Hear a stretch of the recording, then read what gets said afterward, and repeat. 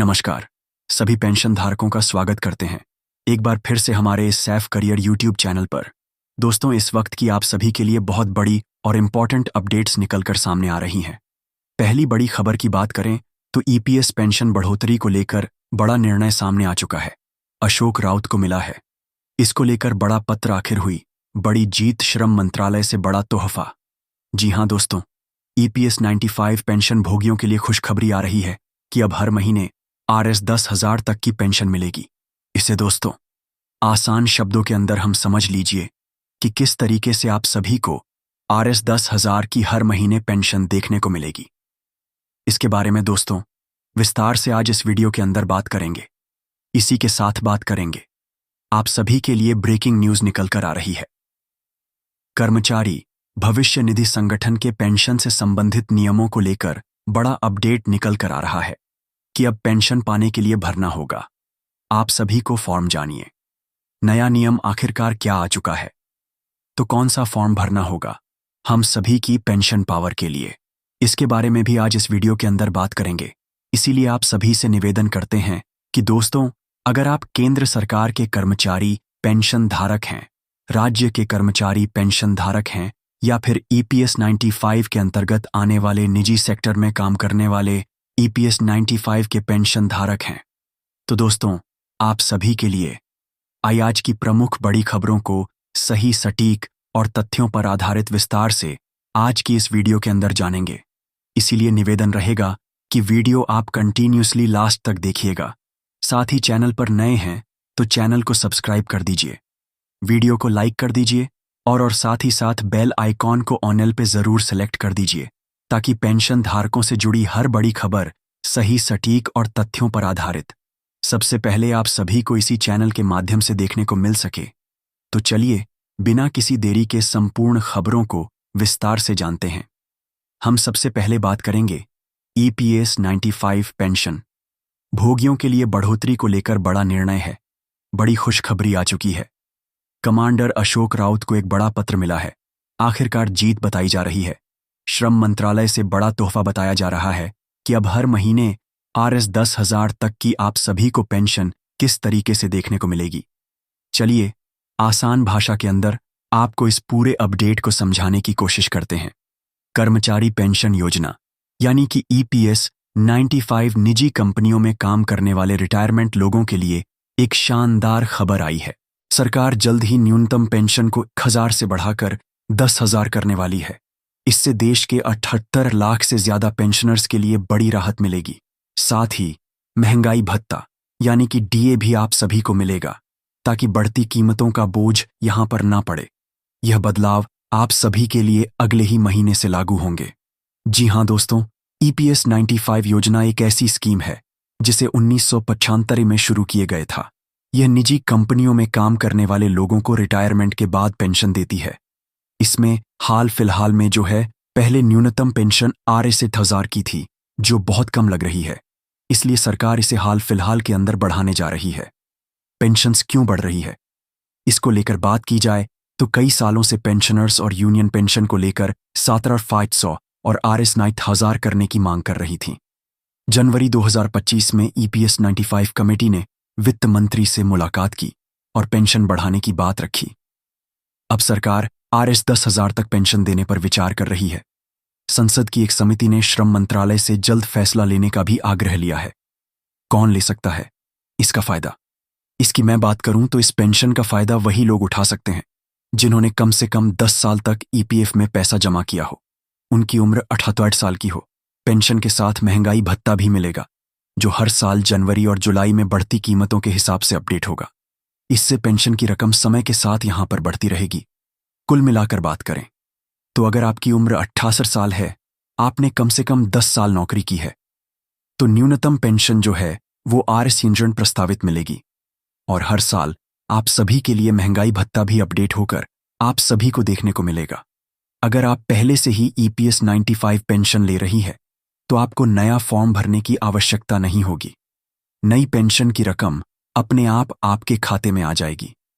लेकिन आपने ज्यादा पेंशन के लिए आवेदन किया है तो आपको कर्मचारी भविष्य निधि संगठन की कुछ अतिरिक्त पैसा जमा करना पड़ सकता है। अभी यहां पर 1.92 लाख लोगों की फॉर्म की जांच हो रही है और 7,811 लोग अतिरिक्त पैसा भी यहां पर जमा कर चुके हैं। तो पेंशनर्स को इसी को लेकर नई उम्मीद है। ये बढ़ोतरी 68 लाख पेंशनर्स के लिए बड़ी राहत होगी, खासकर उन लोगों के लिए जो RC 8,000 की पेंशन से मुश्किल से गुजारा कर रही हैं। कुछ खबरों के मुताबिक RC 5,600 और 9,000 की बात की है, लेकिन RC 20,000 की खबर ने सबको खुश कर दिया है। सरकार का कहना है कि इससे रिटायरमेंट लोगों की जीवन में बेहतर होगा और आत्मनिर्भर भारत का भी वो हिस्सा बन पाएंगे। तो बहुत बड़ी ये खबर आप सभी के लिए आ चुकी है कि अब नया प्रस्ताव आप सभी के लिए पेंशन बढ़ोतरी को लेकर आ चुका है, जिसमें RS 8,000 की न्यूनतम पेंशन को बढ़ाकर सीधे RS 10,000 कर दिया जाएगा। लेकिन कम से कम अगर आपने EPF के अंदर 10 साल तक योगदान किया है तो ही दोस्तों आप इस योजना का लाभ उठा पाएंगे। ये बहुत बड़ी और इम्पॉर्टेंट अपडेट फिलहाल में आप सभी के लिए निकलकर सामने आ रही है। वहीं दोस्तों ब्रेकिंग न्यूज़ आप सभी के लिए निकलकर आ रही है। अब पेंशन पाने के लिए भरना होगा फॉर्म 10। जी हां दोस्तों, कर्मचारी भविष्य निधि संगठन की पेंशन नियमों को बढ़ लेकर बड़ा अपडेट आया है। अब पेंशन पाने के लिए आपको फॉर्म 10D जो है वह भरना होगा। तो जानिए नया नियम आखिरकार क्या है। नए नियम के बारे में चलिए यहां पर बात करते हैं। तो कर्मचारी भविष्य निधि संगठन पेंशन रूल्स में हाल फिलहाल में EPFO के द्वारा कुछ महत्वपूर्ण बदलाव किए गए हैं, जो देश के करोड़ों कर्मचारियों के लिए बेहद जरूरी है। अब तक बहुत से कर्मचारी यह मानते थे कि रिटायरमेंट के बाद उन्हें पेंशन अपने आप मिलने लगेगी, लेकिन कर्मचारी भविष्य निधि संगठन ने स्पष्ट किया है कि अब पेंशन पाने के लिए एक निर्धारित प्रक्रिया का पालन करना आप सभी के लिए अति आवश्यक होगा।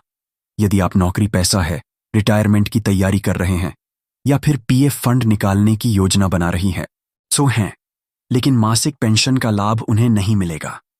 मासिक पेंशन पाने के लिए कम से कम 10 वर्षों की सेवा अनिवार्यता कर दी गई है। इसलिए यदि आप अपने कम समय पर नौकरी की है या बार बार जॉब चेंज किया है तो बेहतर होगा कि आप वैकल्पिक पेंशन योजना की योजना बनाएं, क्योंकि ऐसे कर्मचारियों को रिटायरमेंट के बाद मासिक पेंशन नहीं मिलती है।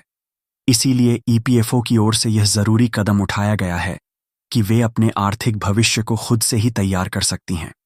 10 साल या उससे अधिक सेवा देने वाले कर्मचारियों के फायदे की बात करें तो जिन कर्मचारियों ने 10 साल या उससे अधिक समय तक लगातार सेवा दी है, कर्मचारी भविष्य निधि संगठन की कर्मचारी पेंशन योजना के तहत मासिक पेंशन की वे हकदार बनते हैं।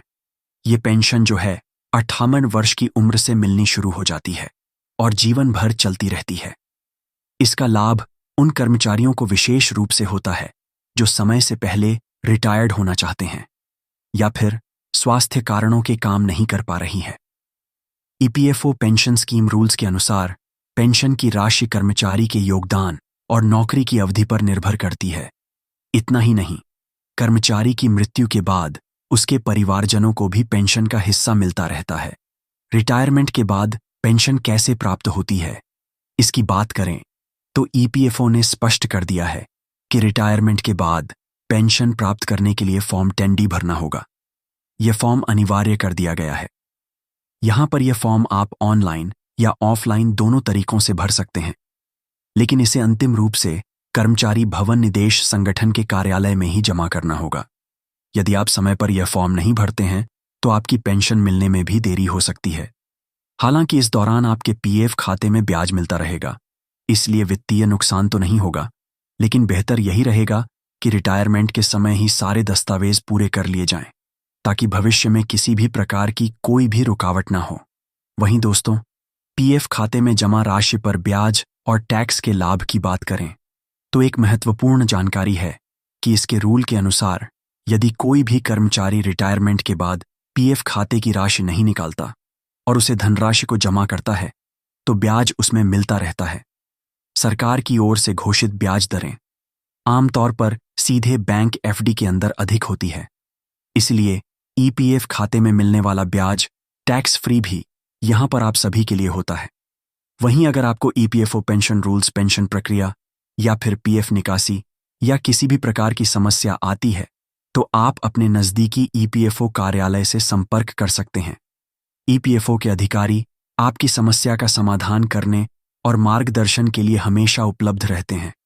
इसके अलावा ईपीएफओ के आधिकारिक वेबसाइट पर हेल्पलाइन नंबर और यहाँ पर एफक्यूएस सेक्शन मौजूद है, जहाँ से आप विस्तृत जानकारी प्राप्त कर सकते हैं।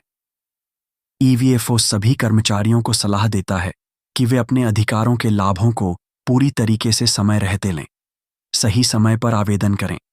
कुल मिलाकर बात करें तो ईपीएफओ के नए नियम के हुए बदलाव आपको सीधे तौर पर प्रभावित करेंगे।